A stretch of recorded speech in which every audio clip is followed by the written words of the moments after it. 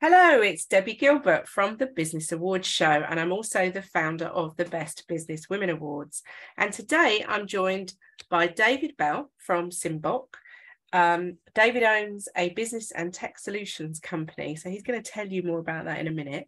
And he's also a judge for the Best Business Women Awards, the FSB Awards, and a few other awards, I think, along the way, which he's also going to share today. And the great thing about this episode is we're going to be hearing some insights from a judge, not only of the Best Business Women Awards, but other awards as well. And what David looks for in an entry, what actually ignites his fire, and the sort of things that, frankly, put the fire out and means that the entry doesn't get shortlisted. So welcome, David. Thank you for having me, Debbie. It's a pleasure to be here. Looking forward to talking all things awards and all things business. Oh, brilliant. So, David, let's start off by talking a bit about you. You've got a business journey that spans nearly 30 years now. So just share a little bit about what you've been doing and what you currently do. Yeah. My journey started off when I left school. I didn't go on to further education, higher education. I made that choice of starting up my own business, following my dad's footsteps, actually, because he was self-employed and only ever worked for himself as well. So I set up a IT company, which I built and developed over the next 17, 18 years. We morphed actually into more than a technology company. We become a telecommunications provider, providing data networks through the air, wireless as we call it today. And we become Motorola's biggest application partner in EMEA, which is Europe, Middle East and Africa. So it was a really exciting journey. It took me on many flights around the world, lots of business meetings, and we delivered some fantastic projects to large blue chip organizations as well as smaller local businesses. We had offices in South Africa, North America, the Middle East. And it was great, great team around us, architects, engineers, people that can plan and design, do the admin, keep me in touch and everything like that. But that day come, and I think it comes for everybody at some point, where I call it my midlife crisis. I wasn't in my middle of my life at the time, but it was just time for change, time for something new. So I decided to sell my shares to my business partner. We never fell out. We're still good friends. We still get out every now and then for a breakfast and stuff like that. But it was just time to embark on something new. And that took me down the path of Simboc, which is currently what I do today. And Simboc is as you mentioned at the beginning, a business consulting organization focusing on tech and support, helping businesses to plan their next steps, but really looking around automation, systemization in their organization to help them get things running, even when they're sleeping at night, or maybe they're on holiday, if it ever happens, and they get the chance to sit on the beach, sipping on a cocktail, their business is still operational and running. Are there any particular sectors that you work with? I love tech companies. Now, it sounds quite strange, doesn't it? But believe it or not, I work with a lot of technology companies, helping them to take their business forward. So tech is an area, because I come from that background and I understand and have a great understanding in. But for some reason, landscape gardening companies come in my direction, very diverse and very different. But I've been working with a number of those over the years as well. And anything really linked into education. Because I also wear a couple of hats for two universities. One is Anglia Ruskin University and one is Writtle University College. So they are customers and clients of mine, but I'm also their entrepreneur in residence. So I'm working with their students on their ideas and their startup businesses. Oh, I bet that's really interesting. Being able to kind of incubate that and support them. The bit I love about it, I suppose, is like any business, it's seeing it develop from an idea, that seed, that initial thought, and then you're working with them, giving them that shoulder to cry on, that person to celebrate the good times, and just giving them little nuggets to help them move their business one day, one step at a time to get it to that next level. And the best bit is when you see them a couple of years on after they've done that and things are happening for them.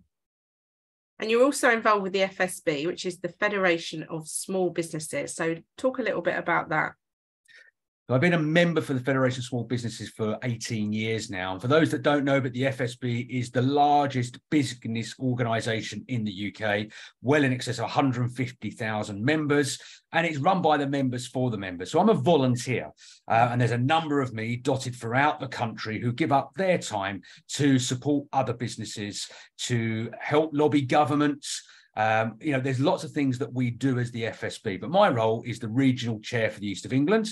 So I kind of look after the East of England, which includes Essex, into kind of the Suffolk, so East Anglia, Norfolk and Suffolk, and then Bedfordshire, Cambridgeshire and Hertfordshire. So that's kind of my area that I look after and support.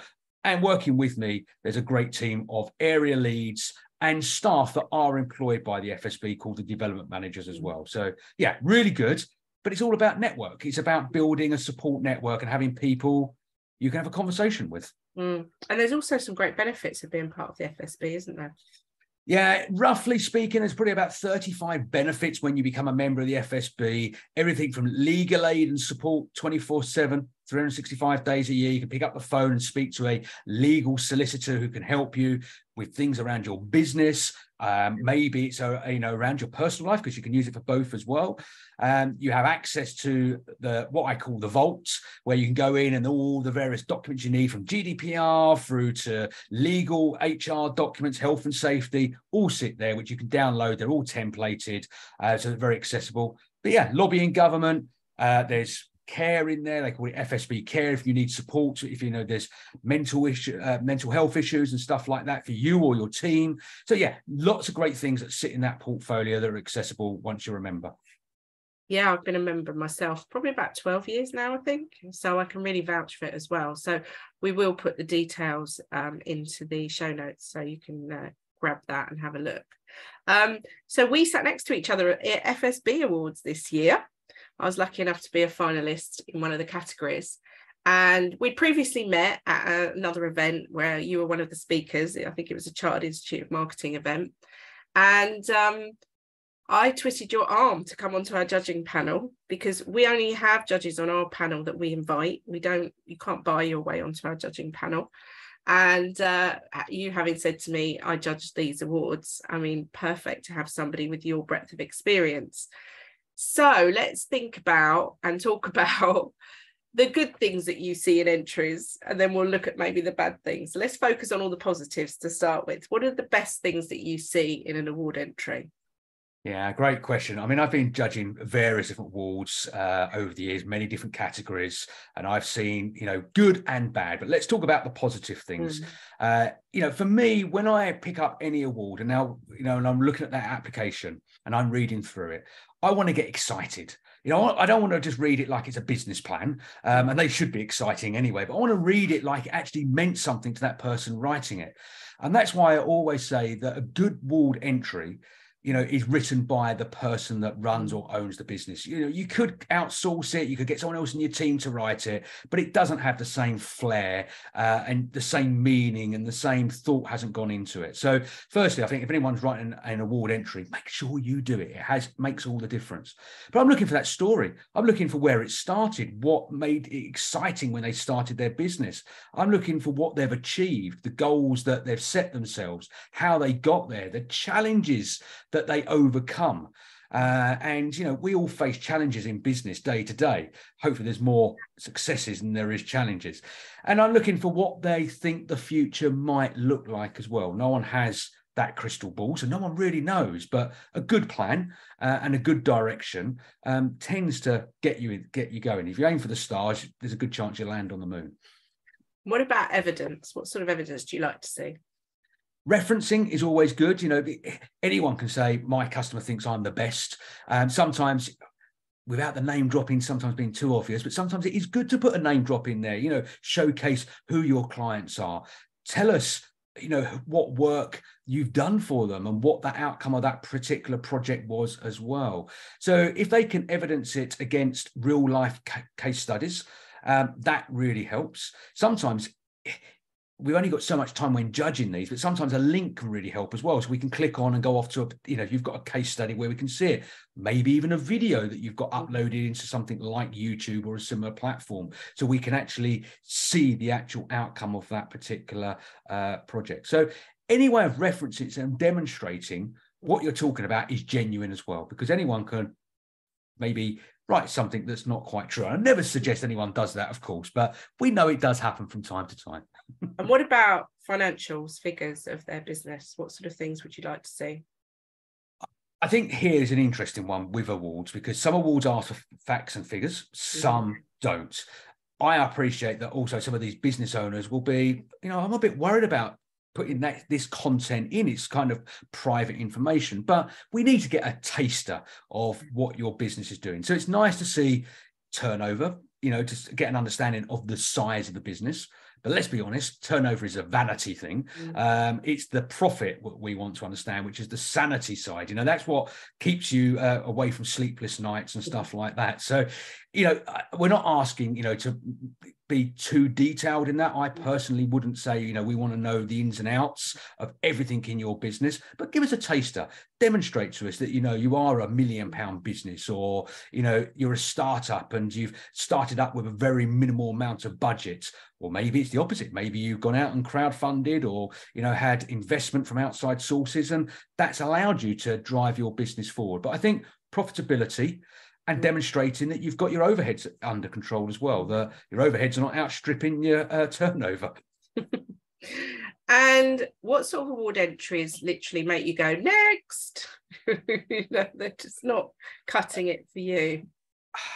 I think it's when you start to read it, and I'm going to use the word, it's waffle. They haven't really got a story. They're trying to kind of backfill.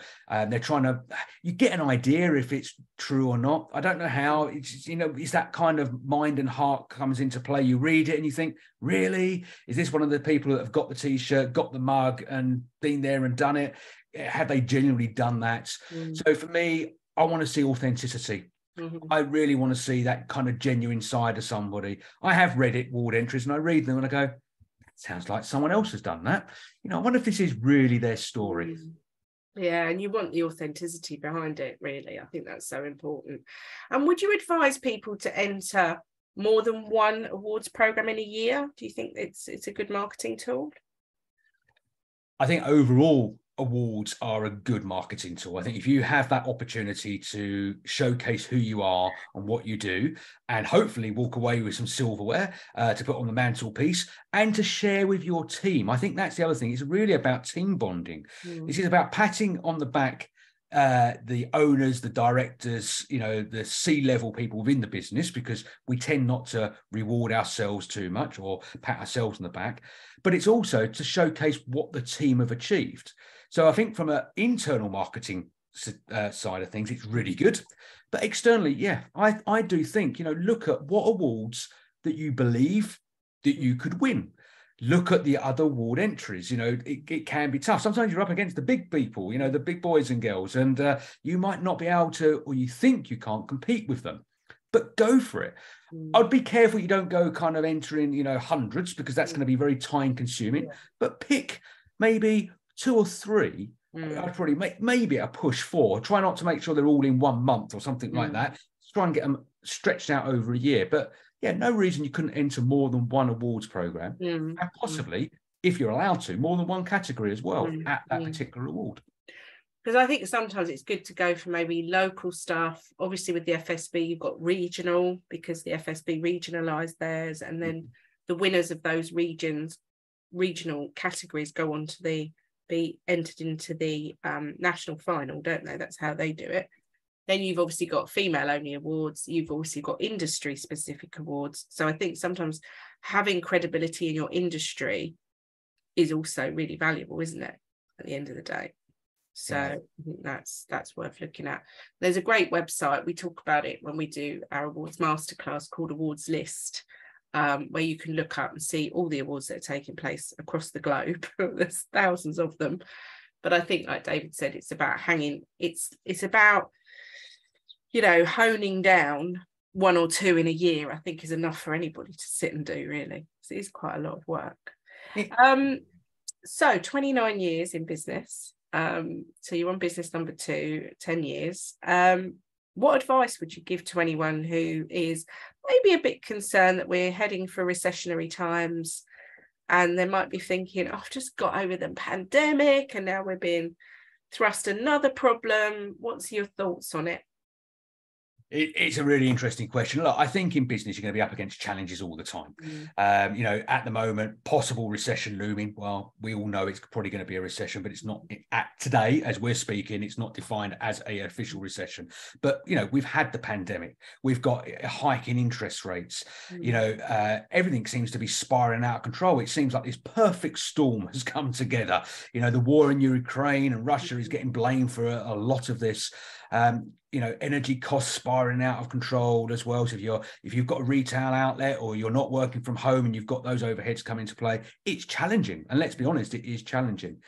But I've run, I've got 4 businesses I'm currently involved with now. I've been involved with other businesses. I've worked alongside many clients. And I think the advice I give to them all, take today, and deal with today, but plan for the future, plan for tomorrow as well, because you've got to be prepared for what's up and coming as well. Get your team, working efficiently. Let them also understand that, they know this, I'm sure, but, times are challenging. So what could they suggest? They might better see things that you can't. So ask them, if this was your business, what would you think about doing? And hopefully they're not going to turn around and say, well, we'll get rid of everybody, because obviously that's them. Hopefully they'll come up with some really good input, some really good ideas. Involve your team is, I think, one of the most important things, because if you kind of segue yourself away from them and it's kind of an us and them, that's never going to do anyone any favors. So I suppose my top tips are, look at your bottom line. Look at your overheads. What can you tweak? I'm not saying always cut and reduce. I'm not talking about getting rid of people, but what things can you maybe tweak? Can you get better deals on your mobiles, dare I say, your energy costs and stuff like that? Could you buy smarter? Could you build stronger relationships with your suppliers and get better deals on product or produce or materials? So I think sometimes it's just about being a little bit more entrepreneurial, thinking a little bit outside of the box, and looking at the pennies, because the pennies obviously add up to the pounds. Yeah, they do, ultimately. And are you feeling quite optimistic? What's your own personal thoughts? I'm always optimistic. I think in a real world, I'm a realist. I appreciate what's happening around us. And there's days that I wake up and I'm a bit of a pessimist. I think we all can go through that. But my outlook is I'm optimistic. As you said, I'm approaching kind of 29 years now of running businesses, making mistakes, facing failures, getting myself back up, brushing them down, learning from those and moving on. And I think if we all bury our head in the sand and kind of worry too much, then I think it's going to have the adverse effects. I think we've got to be optimistic, look at the future and see what we can achieve individually and as a team and as a support network. That's kind of all those businesses collating and collaborating together. Yeah, I think that's great advice. I just want to finish talking a little bit about Chatbox TV. We haven't touched on that. We haven't. So, Chatbox is a pandemic business. We created it in, the first few months of the pandemic kicking off, and we were all locked away behind closed doors. Nick Luby, who's my business partner and also co-host, we decided to get together as we're speakers from stage. We love standing up and sharing stories. Not much of that happening during the pandemic. So we created Chatbox Productions, which is basically, when it started, it was a online only, so virtual studio where we brought business owners, a bit like a podcast today. We brought business owners in to share their stories, what's been happening, the challenges, the successes, all the great stuff that people wanted to hear. So we were kind of like the media on steroids, but reporting the good stuff. And we've continued to do that. 150 guests later, lots of conversation, hours and hours, hundreds of hours now of content being created. We're still doing it. We don't make much money doing it, but what we do enjoy, it puts a smile on our face. We meet great people, opens great doors. And, we've got some of your award winners coming on to one of our future shows very soon as well. Which would be great. And I think it's always good to have mediums that people can listen to the experiences of other people, because it's how we learn from each other, really. If you're having struggles in your business, the chances are somebody else has had that struggle. In fact, there'll probably be hundreds of people who've had the same struggle, if not thousands. And I think it's always good to learn from one another, and certainly from doing just this podcast. I've spoken to so many great entrepreneurs, and there's a very similar thread that runs through all of you, and it is around tenacity, the power to power forward, the kind of that they don't give up, and they just power themselves and see an obstacle as a challenge, really, and that it can be overcome rather than it's a barrier. So I think that's the thread that I see in everybody that I interview, which is great. So thank you for joining me today. We will make sure David's contact details are in the show notes, and I wish you continued success, David. Thank you. Thank you very much, Debbie. Pleasure to be here. Thank you.